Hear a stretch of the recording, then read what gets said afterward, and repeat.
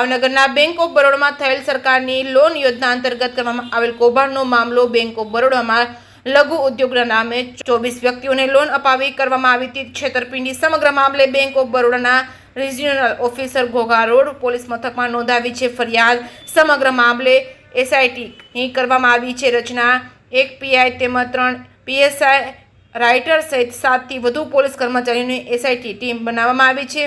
સમગ્ર લોન કૌભાંડમાં 1 કરોડ કરતાં પણ વધુ રકમની કરવામાં આવી છે છેતરપિંડી તત્કાલીન બેંક મેનેજર અને ક્રેડિટ ઓફિસરે એજન્ટો સાથે મળી સરકારની વિવિધ યોજનાઓમાં મળતી લોનને લઈને આચર્યું હતું કૌભાંડ આ કૌભાંડ અંતર્ગત પીએમઈજીપી અંતર્ગત 17 લોન અને પ્રધાનમંત્રી મુદ્રા યોજના અંતર્ગત 5 લોન વાજપાઈ બેંક કેબલ યોજના અંતર્ગત 2 લોન મંજૂર કરાવી આચર્યું હતું કૌભાંડ પોલીસે અત્યાર સુધીમાં 5 આરોપીની કરી છે ધરપકડ તત્કાલીન બેંક મેનેજર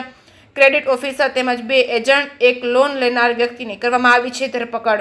જે કેસ ગુજરાતી સાથે હિરેનભાઈ ભાવનગર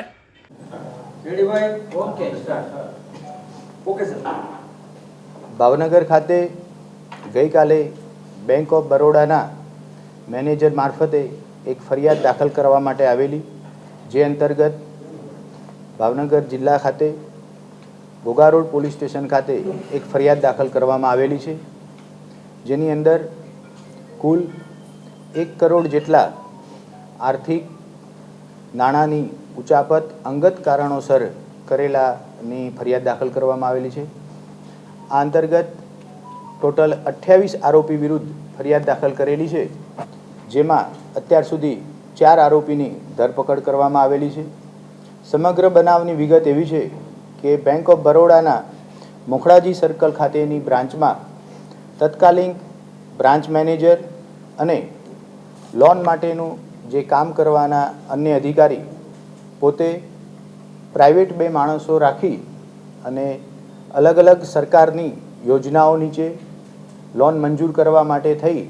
બેંકનો સંપર્ક કરાવતા જે સરકારી યોજનાઓમાં અરજદારની લોન મંજૂર થાય એમાંથી મોટાભાગના નાણાં પોતે પોતાના અંગત વપરાશ માટે પરત લઈ લેતા અને ખૂબ જૂજ રકમ અરજદારની ખાતામાં રહેતી આ સમગ્ર ફરિયાદ જોતા એ પ્રકારની એમો સામે જણાઈ આવેલ છે અત્યાર સુધીની તપાસમાં કે અરજદાર પણ પોતે ઊભા કરેલા હોય એવું પ્રાથમિક દ્રષ્ટિએ જણાઈ આવે છે જેથી કરી પોતાના લઘુ ઉદ્યોગ માટે થઈ તે એપ્લિકેશન આપે કોઈપણ પ્રકારની લોન મંજૂર કરતાં પહેલાં પ્રી અને પોસ્ટ જે એસઓપી અનુસરવાની હોય છે એ એસઓપી પૂરેપૂરી અનુસરી નહીં અને લોન મંજૂર કરવામાં આવતી સમગ્ર તપાસ દરમિયાન પીએમઈજીપીમાં 17 પ્રકારની લોન થયેલી છે વાજપાઈ બેંકેબલ યોજનામાં 2 જેટલા કેસની લોન થયેલી છે તથા પ્રધાનમંત્રી મુદ્રા યોજનામાં 5 જેટલી અલગ અલગ રકમની લોન થયેલી છે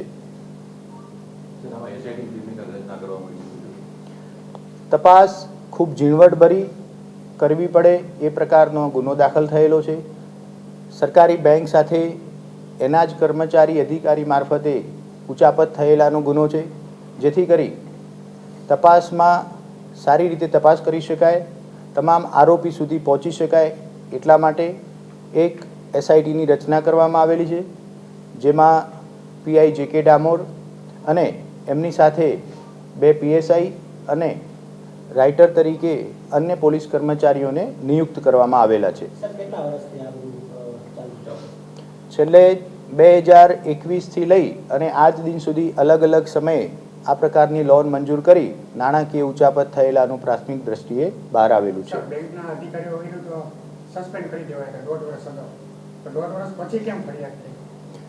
અત્યાર સુધી એ લોકોની ઇન્ટરનલ ઇન્ક્વાયરી કોઈ ચાલતી હતી એની સાથે પછી એમણે નિર્ણય કરેલો કે પોલીસ ફરિયાદ કરવી છે અને અહીંયા પોલીસમાં એક એપ્લિકેશન આપવામાં આવી